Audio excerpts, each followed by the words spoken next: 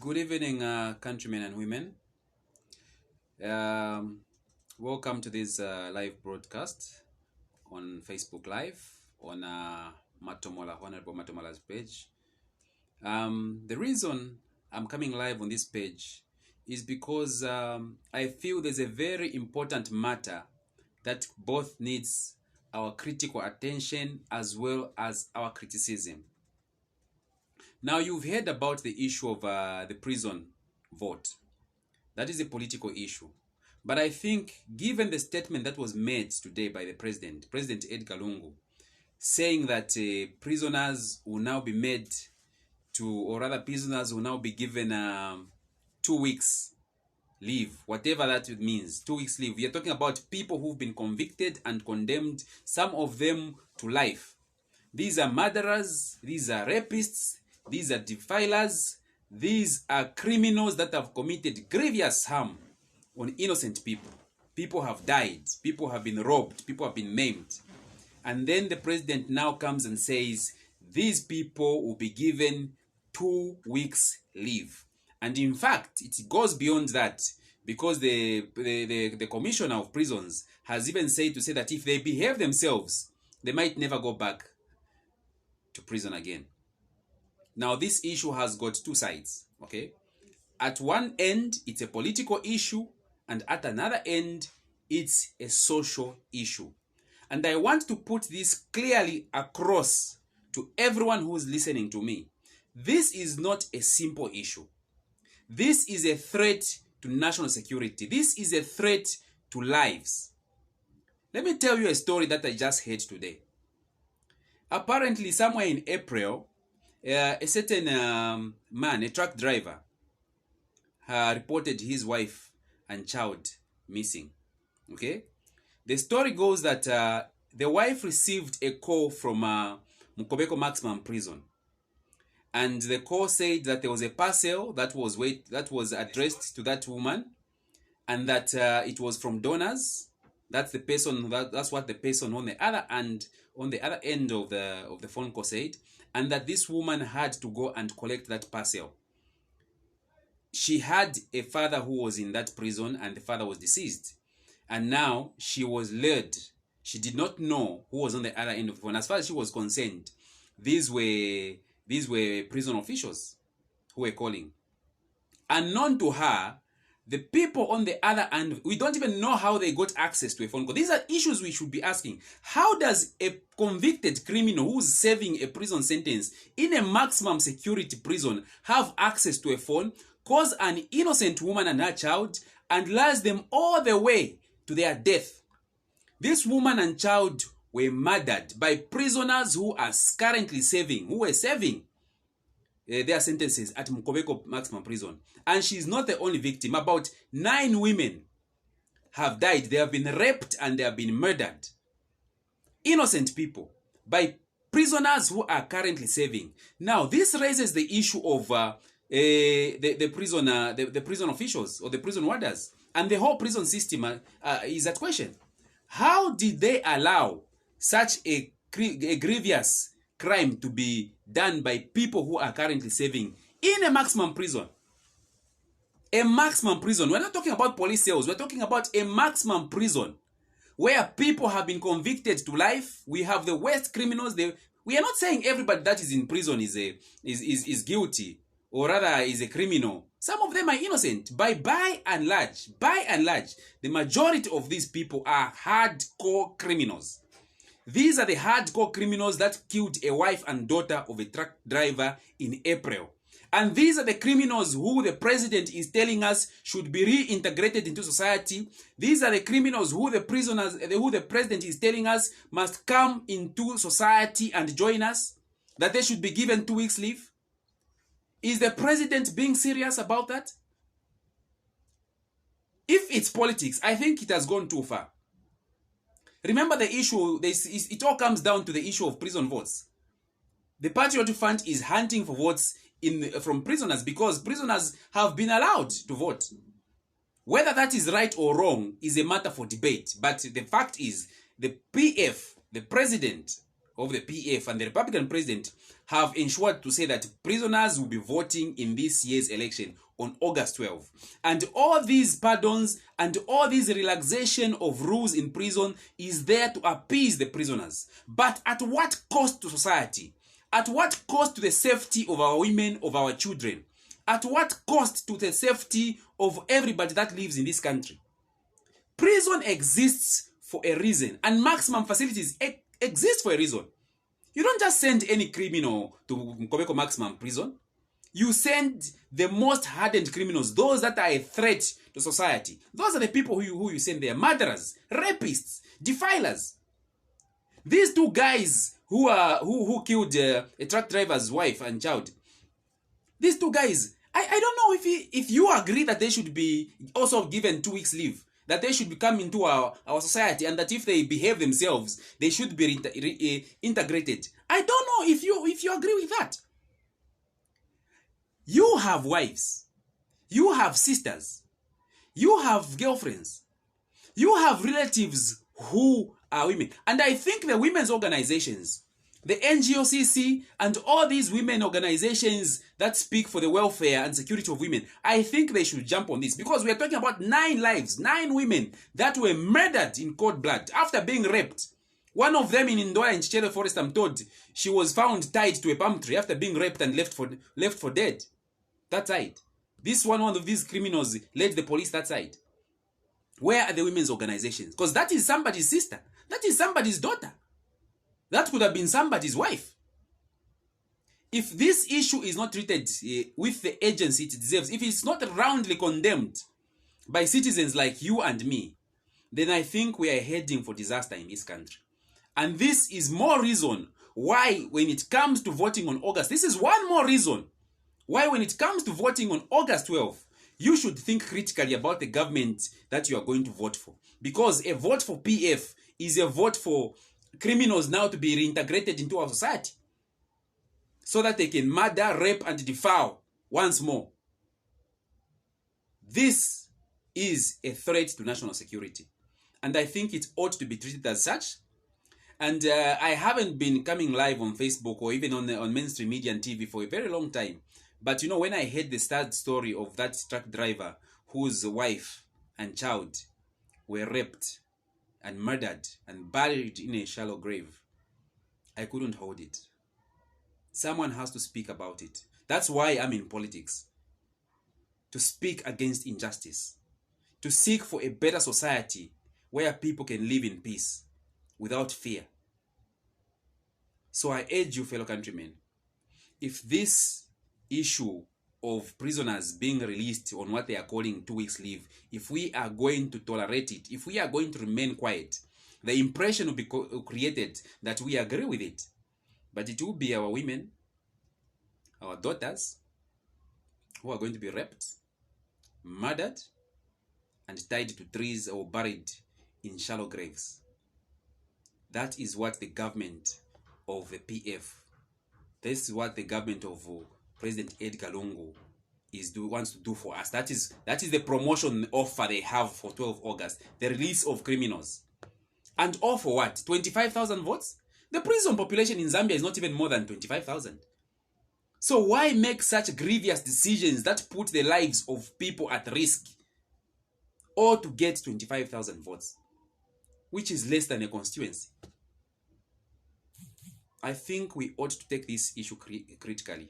Seriously, let's condemn it. Let's write about it. Let's talk about it. And let's mourn with the families of these 9 people that have gone missing, were raped and murdered by inmates, not criminals who were out there in society, but inmates who were serving a sentence. That should surprise you.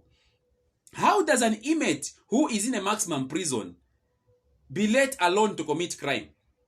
There could be a case of collusion between prison officers as well as the criminals themselves. How did they get hold of a phone? Under what circumstances were they able to lure these women to the prison and rape them and murder them while they are still inmates? How does that happen? An inquiry should be made.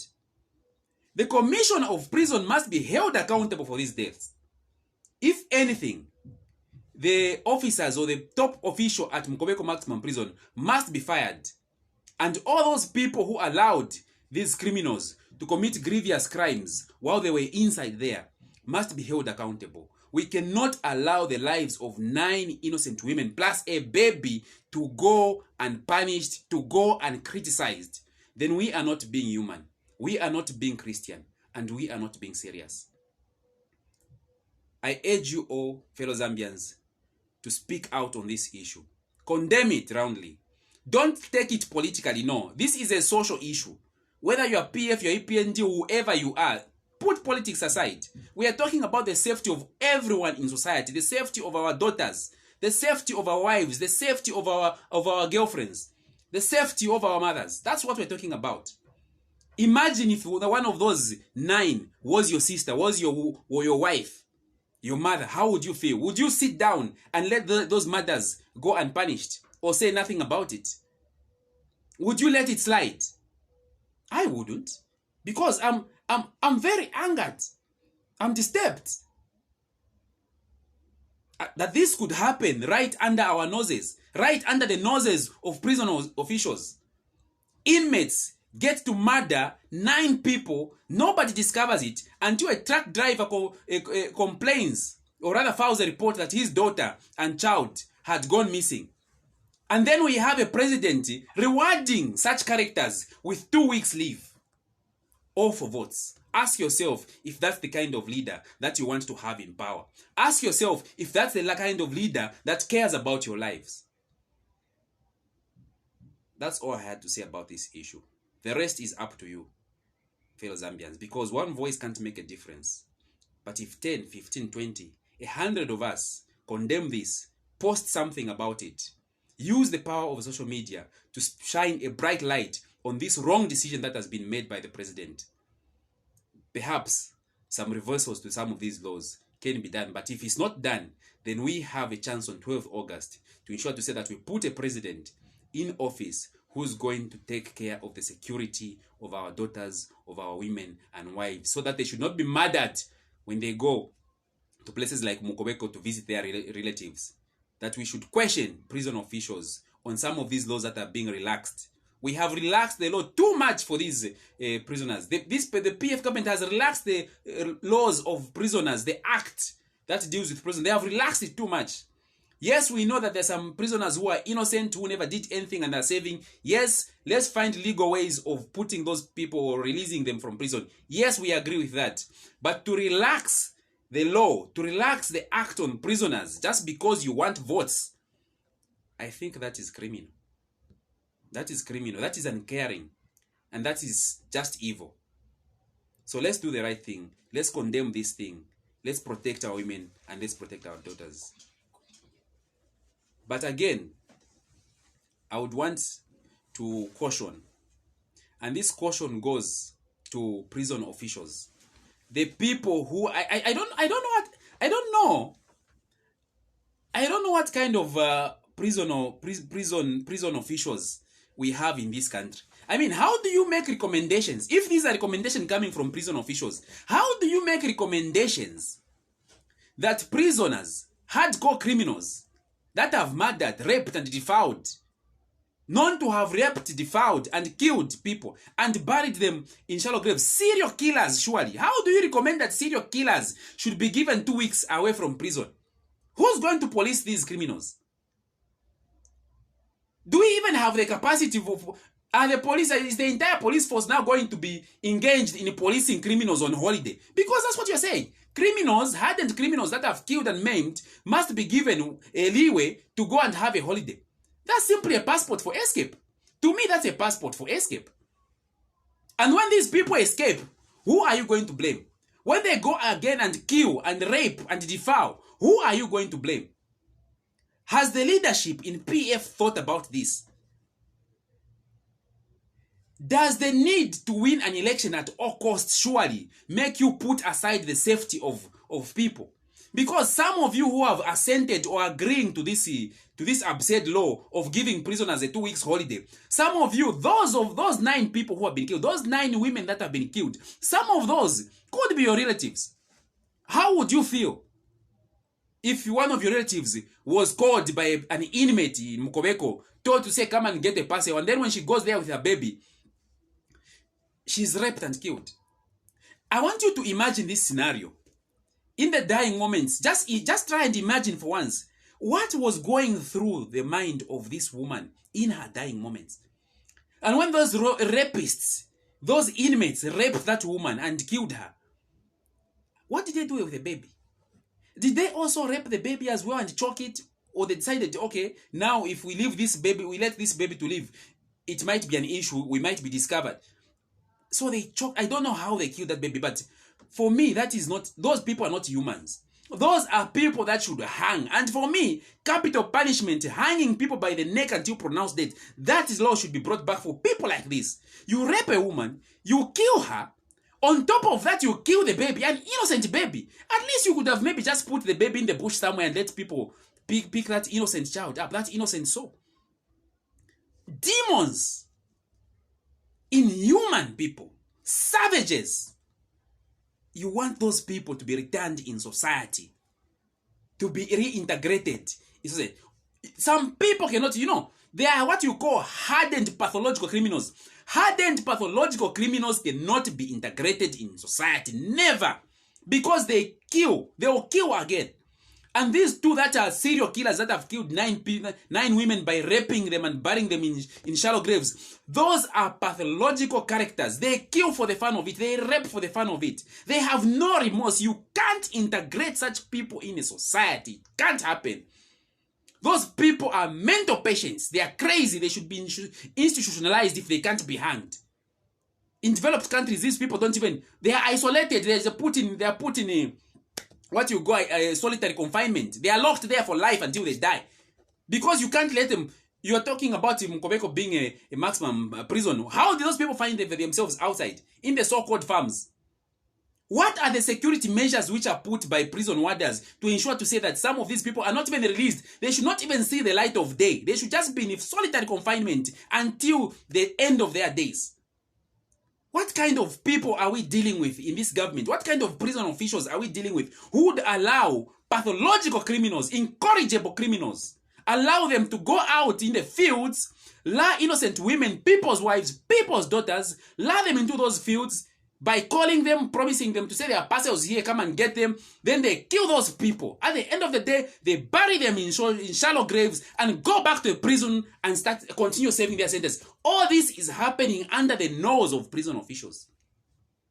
Are we safe in this country? If now inmates, criminals who are serving prison sentences for life, for murder, for rape, aggravated robbery, they are able to come out of prison, kill, rape, and bury you in a shallow grave and go back to prison serving, and we don't know anything about it. Are we safe? How special are these criminals that now they are being given concession after concession after concession?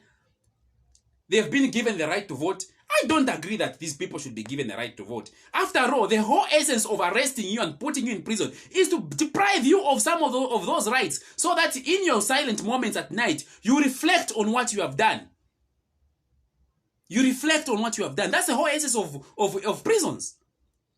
To deprive you of certain amenities and rights, because you forfeited the right to be in the society because you can't live with people. You kill them, you rob them, you rape them, you defile them, and you bury them in shallow graves. Now the whole so-called correction facilities or the ministry, I don't know what they call it, the whole so-called correction industry or correction facilities, that's what they call them now. They no longer call them prisoners. They call them correction facilities. What are they correcting? They're just messing up everything.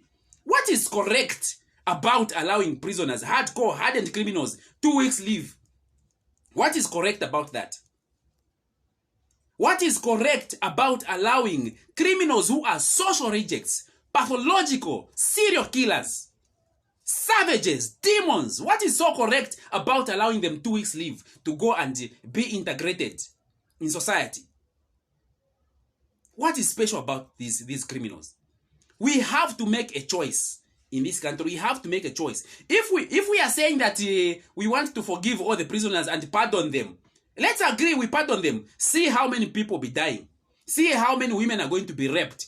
People be broken into their houses, your wives and nieces and whatever girlfriends will be raped right in their homes because you want to be too soft on hardened criminals in the name of human rights. What about your own rights? Someone is saying, do you know that in developed countries, inmates are allowed to have their conjugal rights? Yes. That's in those countries. That's in those countries. But in this country, we have to agree. That's why we are in a democracy. You can allow their wives and girlfriends to visit them and have conjugal rights. I don't have any issues with that. What I have an issue with is the safety of you and me, the safety of your woman, the safety of your mother, the safety of your sisters and your daughters. That's what I'm arguing against here. Because 9 lives have been lost. Nobody's talking about conjugal rights. I'm not even talking about the prison vote, because I know the prison vote is nothing. All the prisoners in Zambia, in all the correctional facilities, can vote for the PF, and the PF still can't win. Those are just 25,000 votes. Here in Kawata, we've got about 108,000 registered voters. There's even 2 prisons in Kawata. There's Kamwala prison. There is also Chimbokaila prison. So where can 25,000 votes take them? The constituency has 108,000 registered voters. And the whole country has 25,000 prisoners that are saving. So if you give them the entire 25,000, the prison vote to the PF, it won't make any difference. It's just a drop in the ocean. So I don't have issues with it. That's why I've not been talking much about the prison vote. But we have now, in order to win the same 25,000, they are now making a law. They have made a law. They have passed a law where they are going to allow criminals to come out and go after your daughters again, to rape them and defile them and kill them, bury them in shallow graves. Is that what you are agreeing to? Is that what you want as a Zambian?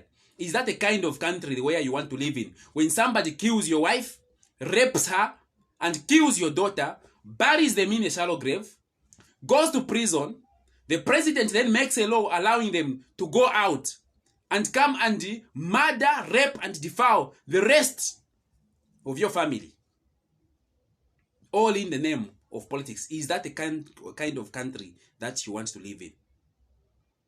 If you agreed to that, well, it's up to you. But I think the majority of the Zambian people are not agreeing to this kind of law, where people, murderers, are allowed to roam our streets and communities so that they can kill, maim, rape again.